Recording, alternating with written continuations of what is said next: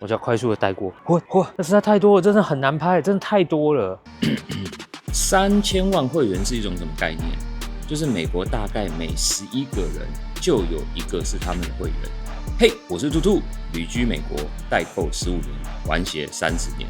DSW 有3000万会员，所以不管是12生肖或是12星座之中，至少就有一个会是他们的会员。今天我们就来看看 DSW 到底是怎么一回事。准备好了吗 ？3、2、1 ，Let's go！ Sneakerhead 这个词啊，以前泛指的是喜欢球鞋文化的人，就是玩鞋、懂鞋、买鞋、卖鞋的人。没错，买卖也一直都是球鞋文化的一部分。但在最近几年一波球鞋炒卖热潮中啊，积非成是，鞋头就成了专指卖鞋的人，而且带有一点点贬义。但 DSW 的店员就是卖鞋的人，他们身上的制服后面印着 They literally pay me to talk about shoes， 意思就是公司付钱让他们跟你聊鞋，所以他们也是懂鞋的人，所以他们就是 Sneakerhead， 就是鞋头。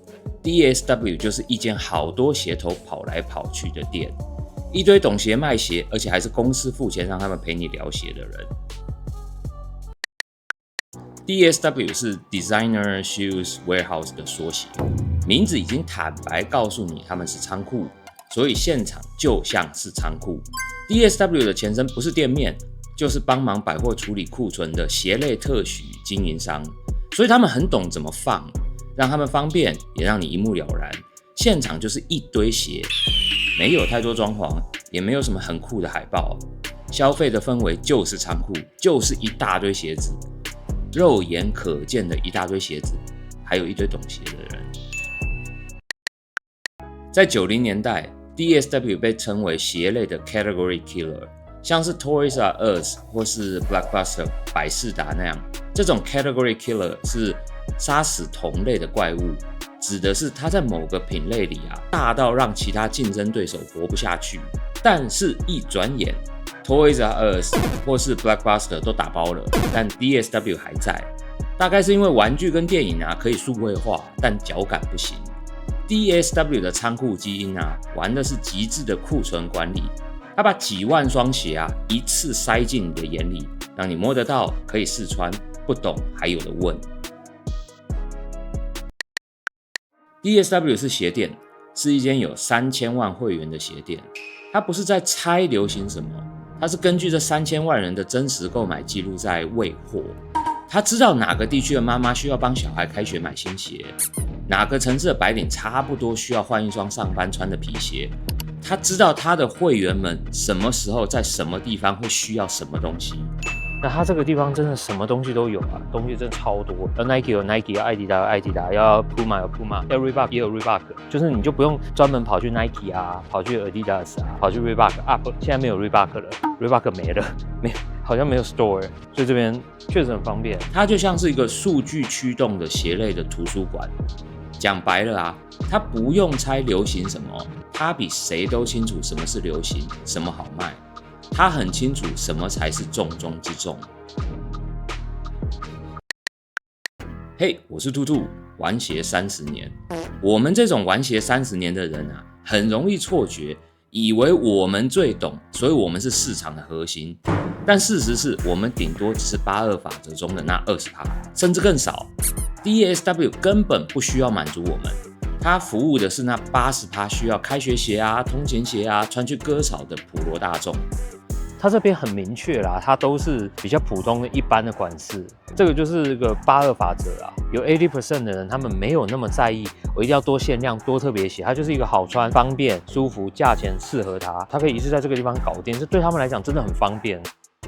还有一种错觉也很可怕，就是我身边没人穿 Nike 了，所以 Nike 不行了。同理得出结论，我身边没人去 DSW， 所以 DSW 不怎么样。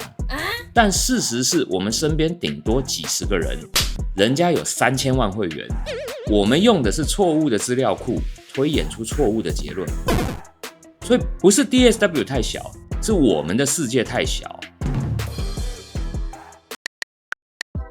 在这个电商大爆发的时代啊，很多东西都可以上网买。大家也都知道，买东西之前要先做功课，买衣服要找版型啊，买鞋子要找脚感。但这些都只能参考，因为有些东西就是要摸到才知道。OK， 我来试穿了一下了，有差，真的有差，不是所有厚底看起来厚底就是那个感觉，真的有差，很明显它就是硬邦邦，这脚感很明显是不一样的。那跟什么比，这就看得出来啦，那脚感就是这样。这正是 DSW 的实体店面的不可替代性。有的人或不习惯，或就是不想，就是要去实体门市，因为有这些需求，所以会有这些供给。现场试穿，现场试摸，还有一群人虎视眈眈等着要现场跟你解说，这个体验是很难被替代的。它 Brooks 也有一大堆，这 Brooks 就是不在我的涉猎范围，但我摸得出来这鞋子很好穿，这并不是平价的鞋子，这155啊，这也不便宜。除了脚感啊，还有一件事是电商永远做不到的，那就是清仓区啊。其实很多实体零售都有清仓区，而这个清仓区通常很难跟电商系统连接，又或是刻意不跟电商系统连接。这种视觉化的简陋啊，也是实体最迷人的一点。我们最期待的就是有人标错价，就算他是故意的，我们也宁愿相信他是不小心标那么便宜的，不小心的比较爽。现场看到的超便宜啊，就是比网上看到的超便宜还爽，还让人冲动。老实说啊，玩鞋30年，这边有80%的鞋我都不认识，好多我不认识的。那 again， 我是代购，我没有必须什么都要懂，我也没有必要装的我什么都懂，我懂我该懂的，我有我的专业，那样就够了。我有的东西可以不知道，但是我不能不诚实。我觉得我们真的是小众中的小众，82法则中的 20%， 所谓的球鞋爱好者啊，其实又再分一次80-20。可能是觉得懂跟真的懂，又或是真的懂跟风觉得懂很酷，所以也要懂。82之后再82，很可能还要再82。正因如此啊 ，DSW 更不需要讨好自以为懂的人，因为他们或是我们啊，可能真的连市场的零头都算不上。DSW 不是给鞋头逛的，它是给美国3000万个需要穿鞋的人逛的，又或是不是逛的，就是服务他们的。如果有人觉得它 low，是因为有人不在他的世界里，但他的世界比有人的大很多，非常多，大概是3000万跟几十的差距那么多。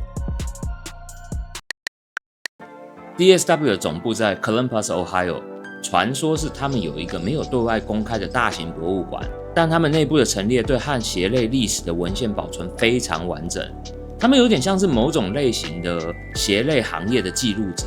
所以我也相信他们应该是真的很懂的。再聊到82法则，现场有80%的鞋我不认识，我真的懂得很少啊。我们是该保持谦卑，是不应该以己窥天的，是不该天真的用自己的身边的几十人啊去衡量一个3000万人的市场。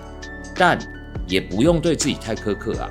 喜欢球鞋、玩鞋、懂鞋、买鞋、卖鞋都是一件快乐的事，可以很轻松、很自然的，也不用苛刻别人。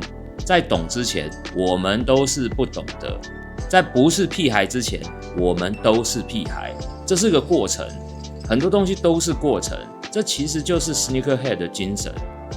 OK， 如果你喜欢美国生活、shopping、折扣店这类的内容，我们每周都会更新，别忘了订阅，这样就不会错过了。有什么店想看、想听我聊的，也欢迎留言告诉我。人生继续，我们下回见，拜拜拜拜拜拜拜拜拜拜。